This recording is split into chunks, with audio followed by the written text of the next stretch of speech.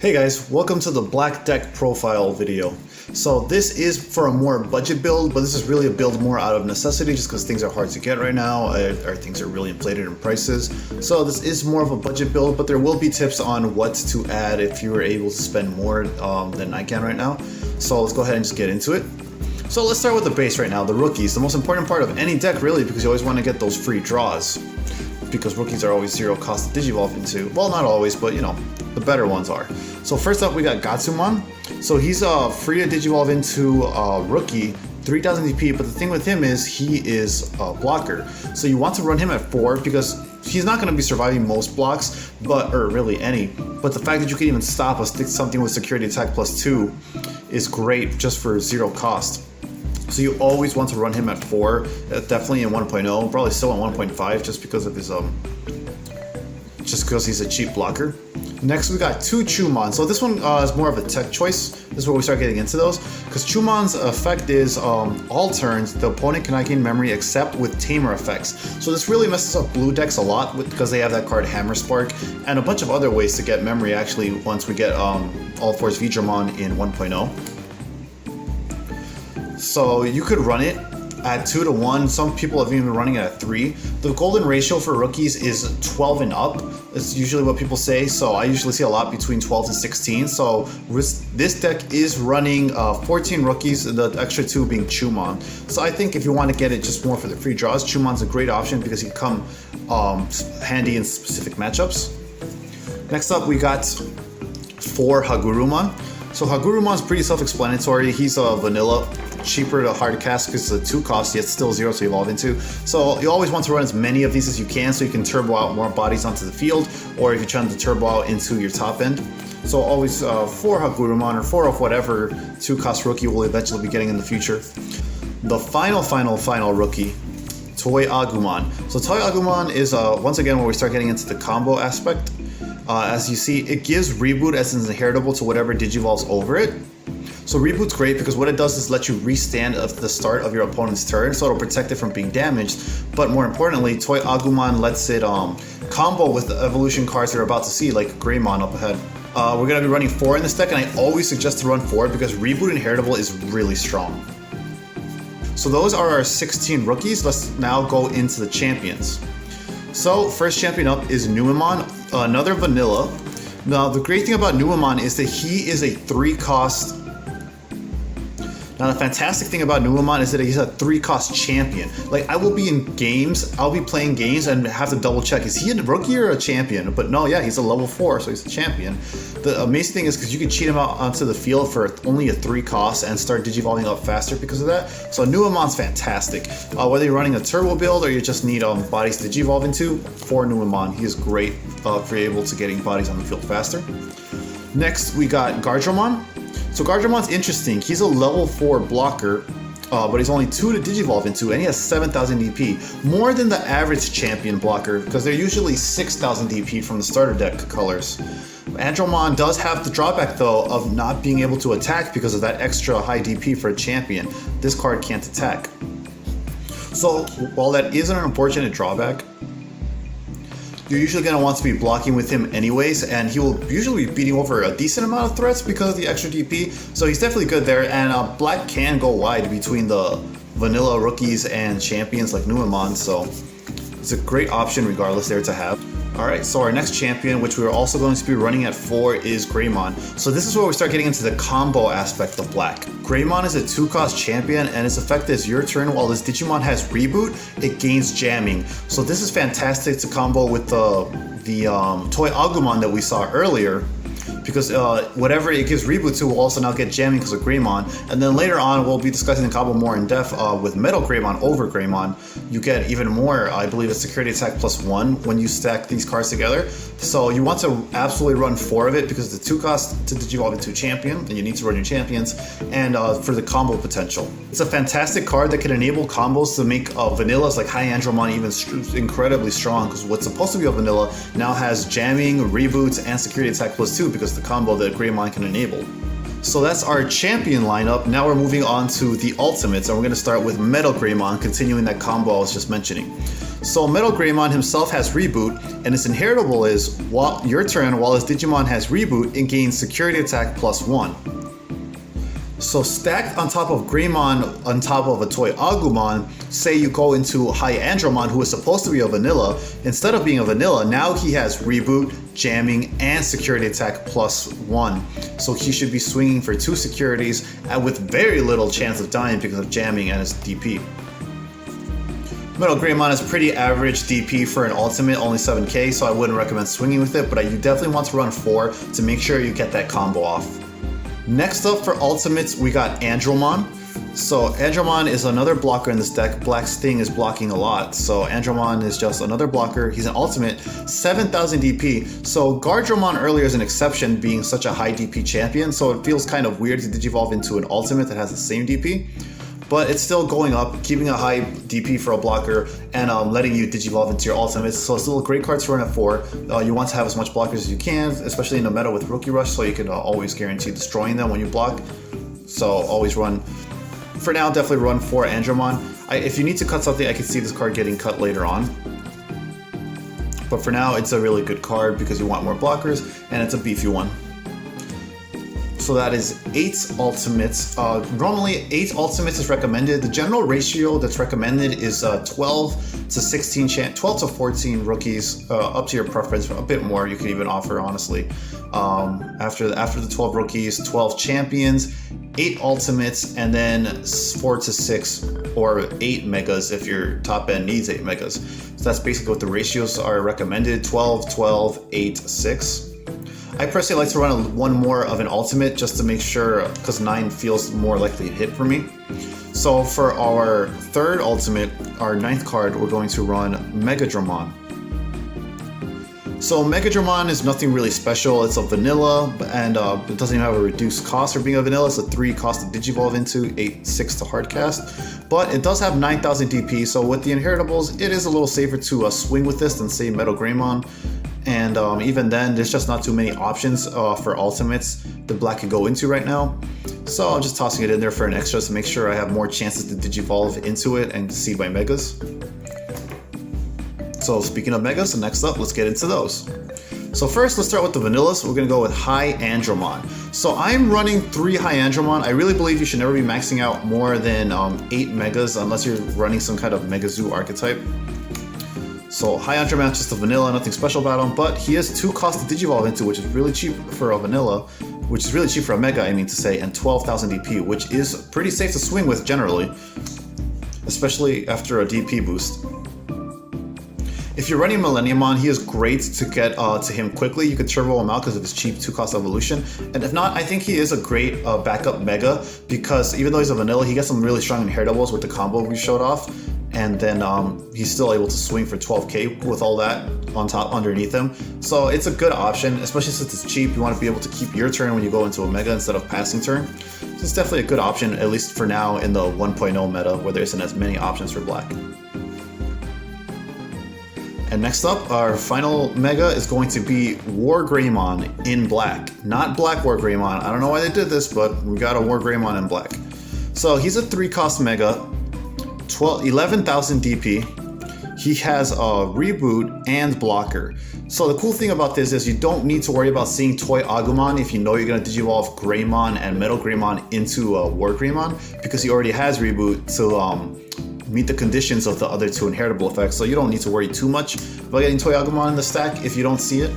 So that's a cool thing, because now with the Greymon and Metal Greymon inheritable, this dude swings for 2 security checks with very little chance of dying unless you're fighting against red with a Gaia Force or something like that.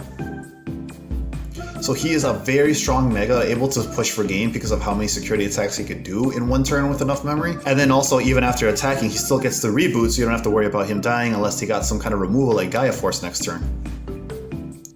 Now, I did say earlier this deck build currently is out of necessity just because of how hard it is to get the hands-on cards a bit right now.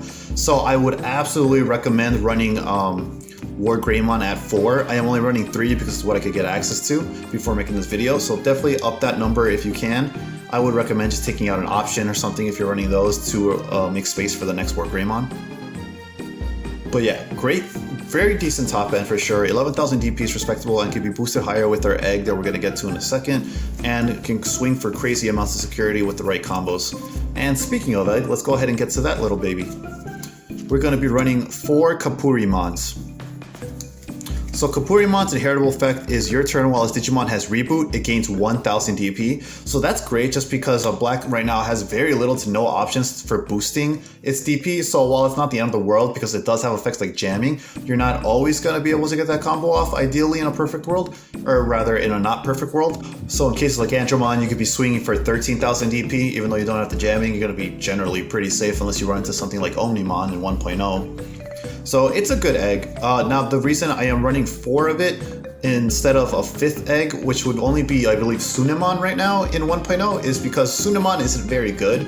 Maybe later on it can be, and I know it's meant to be used with Diaboromon, but outside of that, it's not very good because you have to commit kind of expensively to be able to get its effect to go off pretty consistently, and even then, you would just want to see Kapurimon because it's a better egg. So even if I did have access to it, I would suggest to just run 4 Kapurimon, don't worry about Sunemon, because you want the consistency of always seeing the better egg. Yeah, you get the extra draw, but it's also like, okay, well this turn I have to deal with a worse inheritable effect that's going to get me, that's really rarely going to go off ever at the cost of that extra draw. And for some people that's totally worth it, but for me I'd rather see the consistency of the DP boost from Kapurimon, so 4 of him, don't worry about Sunemon for now.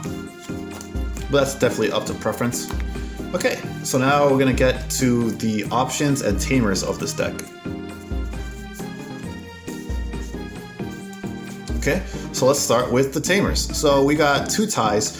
So in general, I'm not a big fan of tamers just because of the expensive 4 cost. Now it is to offset the, if you have 2 or more or less memory, set your memory to 3 effect, I understand that. And tie is definitely a decent one because it also gives you that plus 1000 DP, making a lot of your blockers really beefy and able to block over things they normally wouldn't be able to, especially other colors that they wouldn't be able to block over. So tie is definitely a useful card. I'm running it on 2. Now this one was because I couldn't get my hand on too many more, but I say generally Tie's inheritable, or Tie's rather DP boost on the next turn isn't the craziestly impactful effect, so I think 2 is a sweet spot. 3 maybe if you want to run more. I wouldn't max it out because I feel it does become a brick with how expensive it gets, but it's up to preference because you could get some pretty beefy blockers that between Andromon and Gardromon able to block over entire ultimates sometimes.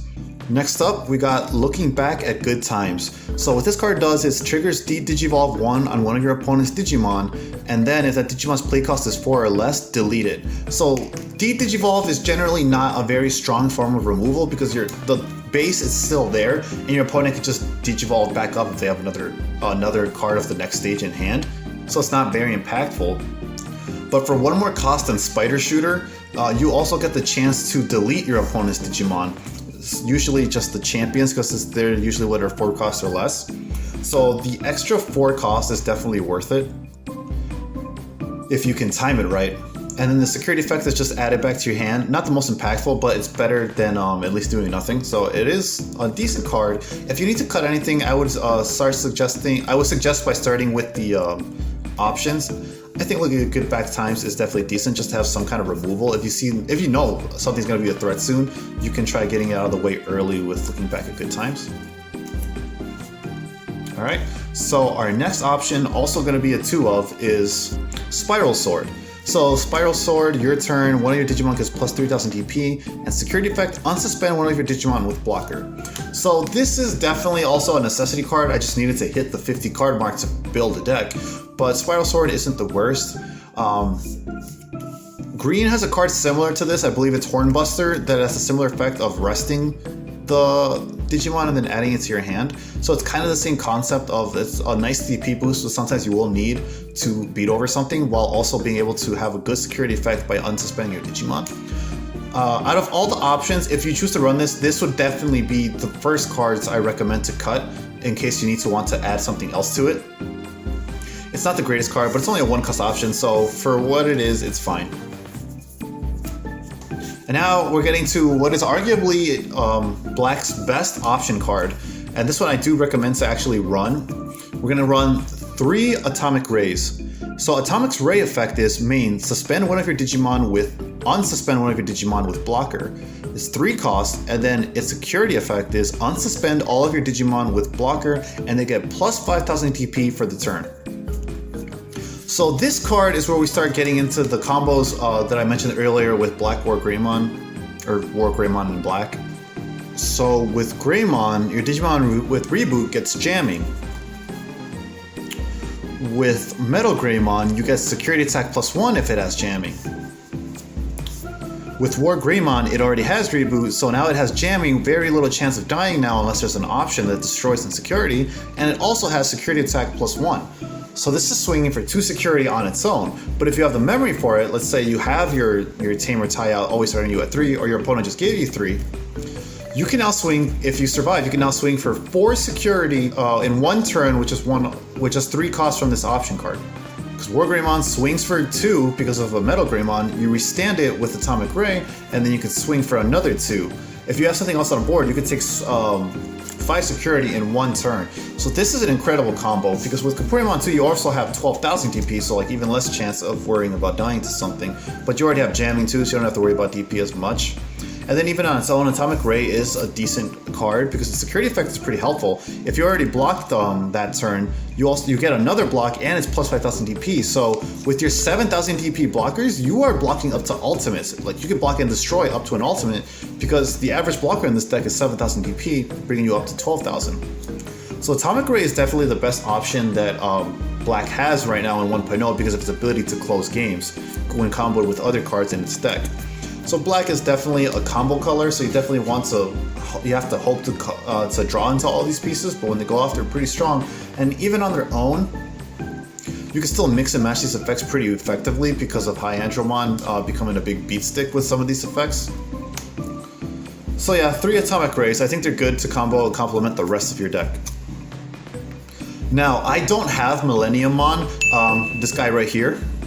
But if I did, I would definitely recommend running him 2 to 3. 2 to 3 is up to preference. Definitely cut Spiral Sword if you're deciding to run this, or looking back on good times even, because this is removal.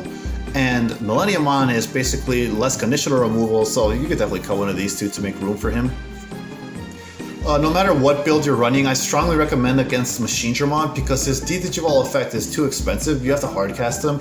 And yes, he does Digivolve your entire board and they have a blocker to go up against now, but it's like, what, a 10 cost effect or something like that to play it? That's more than enough memory for them to build back up into something they could deal with Machinedramon pretty easily. And really, against a deck with a good hand, even an Omnimon, and just destroy it. So Machinedramon, and then its Digivolve cost is 4 cost. So all around, Machinedramon is just way too expensive to have for the little impact it has. I really recommend against it. Like even if you have it, just run High Andromon because the cheaper cost makes that world of a difference. But other than that, that should be it for this 1.0 Black deck list. I hope you enjoyed this deck profile. Let me know any tips and any tricks you use for your Black decks, what you're looking forward to adjusting when 1.5 drops in February, and if this deck has been any helpful for you playing online or playing at your locals. So thanks for watching, guys, and I'll see you next time. And until then, remember, like always, stay hungry until you get a taste of victory.